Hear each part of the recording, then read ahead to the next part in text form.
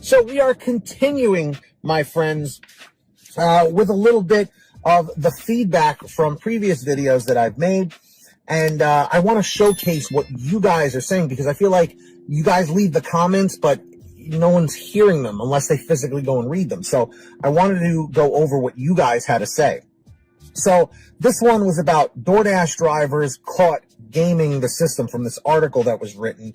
And this was from the early stages of the hashtag decline now movement, if you guys remember that, where, you know, these guys came together and said, you know, reject any order under $7. And this was, you know, different parameters in different areas, but that's where it started, where people were saying don't reject any, reject all orders under $7 to try and make a point. Because this article was saying that after taxes and deductions, a lot of drivers are averaging only $1.45 an hour, which is so horrible. And again, that's only some people. So listen to this. Fair Use TV says, $40 I was declining from day one. $3 for 5 miles is so common and insulting. I just started at Papa John's and now I'll have benefits. Yep.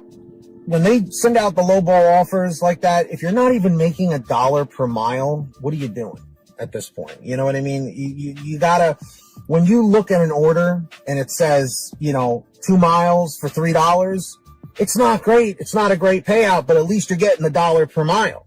And that's for extreme situations, if it's like really desperately slow. But otherwise, you always want to try and aim for that $1 or $2 per mile. Quest 360 said, I'm fine if drivers want to decline an order that does not make sense. Remember, gang, we are independent contractors.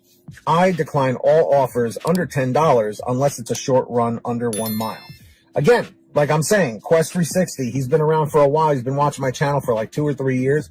He knows what he's talking about. He's been doing this for a long time, and that's a good way to look at it. So at least you're making $20 an hour before taxes. David Wilson says, I'm at 80% acceptance rate with close to 8,000 deliveries done. I will decline the low orders, but I must be in a good market since I will only have to decline a few before I get something worth my time. I'm in the Top Dasher program, and I always average around $27 an hour. And he's a Top Dasher. That's unbelievable. Like I've said in the past, guys, I know people crap all over Top Dasher. I'm not someone to push it myself, but if it works in your market, who is anyone else to question your methods? That's what I say. FG says, if drivers want to take the low pay orders, by all means. Higher pay orders for me and anybody else not accepting the low pay. I teeter between 2% and 25% acceptance rate. I don't feel bad as many suggest. We, the decliners, should be. These platforms are a luxury, not a necessity. I personally don't use it to place orders. I'm not that lazy. Listen, FG, if you're not someone who places orders, no problem, and you just deliver them, that's fine. Your acceptance rate doesn't matter, just like you said. Well said. Gig Guru says, no, he didn't cough, I coughed.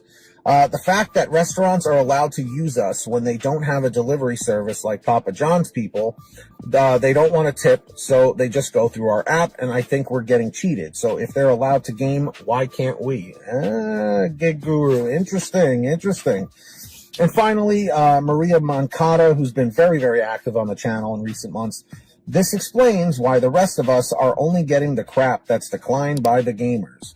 So I don't know if she's a Top Dasher. It sounds based on that she could be. Again, as we saw, David Wilson over here says he averages $27 an hour as a Top Dasher. He's a guy to talk to. But again, market is super important. Every market is different. And, you know, everything that happens may be different from where you are, where I am, and where the next person is. It's just the way it is. So my question to all of you is, what did you guys think about that whole decline now movement? Were you for it? Were you against it? Because I remember once things really started getting going, especially in the Facebook groups, things were getting like very toxic and angry, and people were lashing out at each other, which is pretty much the way the gig economy has been getting every year. It's been getting worse. But, Yeah, what are your overall thoughts? Let me know in the chat. Let me know in the comments down below what you guys think about all of it. Also, make sure you guys are all subscribed to my other channel, Team PTD. We're trying to get it to 1,000 subscribers. We're like 100 away, so link is in the description. Make sure to turn on that notification bell and all that stuff. Definitely go over there, watch the videos. There's more content like Pay to Drive, and I will be adding more stuff. So let me know in the comments or the chat if you're subscribed. Leave a comment saying subbed.